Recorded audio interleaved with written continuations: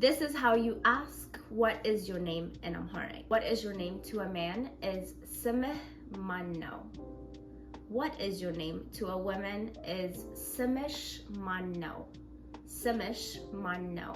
What is y'all's name to a group of people is Simatru Manno. Simatru Manno. Since we've already learned the conjugation of sim in the earlier part of the video, you can now go back and use the same format of asking to ask what is his name, what is her name.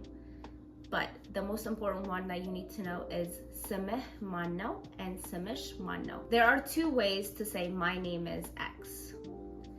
You can either say Simih X no, Simih X no, and no once again is. So you're saying my name is X, Simih X no, or you can say Simih X Yibalal.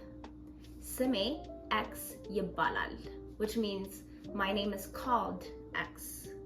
So you can either say Simih X no or Simih X Yibalal.